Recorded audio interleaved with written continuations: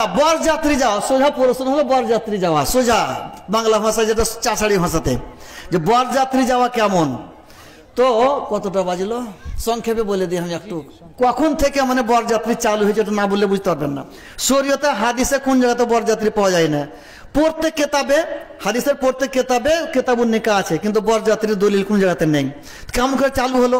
এখানে কেতাব আছে যে শাদি বিয়াহ কে জাহেলানা রসুমাত, কি বইয়ের নাম শাদি বিয়াহ কে জাহেলানা রসুমাত, ওই বই লেখা আছে যে আগের যুগে হিন্দু বাদশাদের মানে রাত্রে বিয়ে যেত।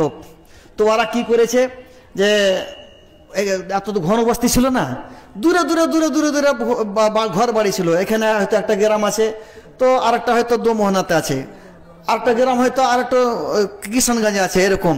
আর রাত্রে যাবে বিয়ে, রাজা বাদশার ব্যাপার, সোনা চাঁদি খুব থাকবে সঙ্গে, টাকা পয়সা থাকবে, তো অনেক লোক সঙ্গে নিয়ে যেতে হবে। তো প্রত্যেক বাড়ি থেকে একটা একটা একটা করে নিত, 100টা বাড়ি আছে, 100টা হয়ে গেল লোক। ওদের হিন্দু বাদশারা দেখা দেখি মুসলমান বাদশারা নিল, আর মুসলমান বাদশাহ দেখা দেখি রাত্রে তো আর যাই না বিয়ে, এখন দিনে এসে ওই প্রথাটা চালু হয়ে গেল। এইভাবে চালু হয়েছে। তো প্রত্যেক বাড়ি থেকে একজনা করে কেন নিত জানেন? এটা বলে দিই, প্রত্যেক বাড়ি থেকে একজনা করে এখনো লিছে, প্রত্যেক বাড়ি থেকে একজনা এই জন্য নিত যে রাত্রে তো যাবে, তো লোকের বেশি দরকার, রাত্রে রাস্তাতে ডাকাতি হয়ে গেল, 5 জনকে মেরে দিলে, তো একবারে যদি 5 জন মারা যায় তো সমস্ত মহিলা গেলা বেওয়া হয়ে যাবে, স্বামী হারা হয়ে গেল। তো রাস্তাতে ডাকাতি হয়ে গেল, 10 জন মারা গেল, 10 বাড়ির মারা গেল একটা একটা করে।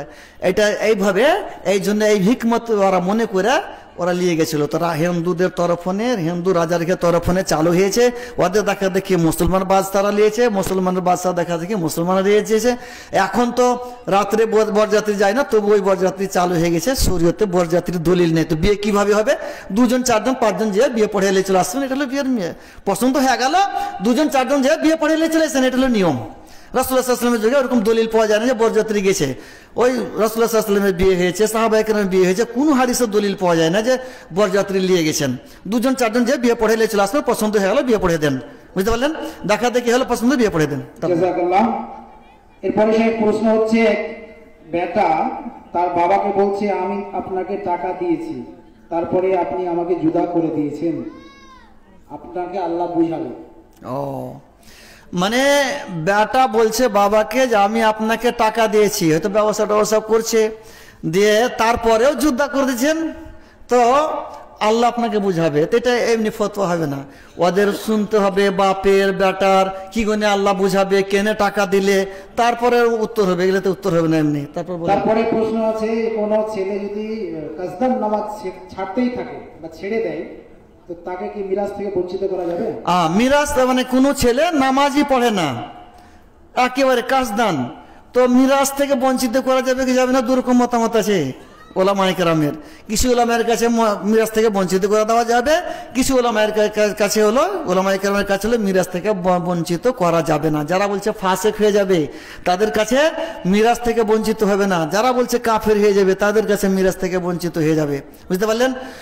তো ওখানে মুসলমান কাফের হিস্সা মানে মিরাজ পাবে না, মুসলমান কাফের মুসলমানের মানে মিরাজ পাবে না। ওই দিক দিয়ে যাদের কাছে কাফের হয়ে যায় ওদের কাছে বঞ্চিত হবে, যাদের কাছে ফাসেক হয় তাদের কাছে বঞ্চিত হবে না। দুরকম মতামত আছে, আর ফয়সলা করা খুব মুশকিল, এমনই ব্যাপার, দলিল এদের কাছে ওদের কাছেও, আর বড় বড় মুহাদ্দিস দুদিকে আছে। তো আমাদের হিন্দুস্তানে যেটা চলছে, কাফের মনে করে না, করছে কি ফাসেক মনে করছে, আমাদের হিন্দুস্তানে সব ফাসেক মনে করে চলছে কাজ। তারপর বলেন। তারপরে একটা হাস্যকর হলেও এটা আমি নিলাম প্রশ্ন, সেটা হচ্ছে একজন বলছে যে আমি আমার স্ত্রীকে ঠিকঠাক শাসন করতে পারি না, তবে আমার এতে করণীয় কি?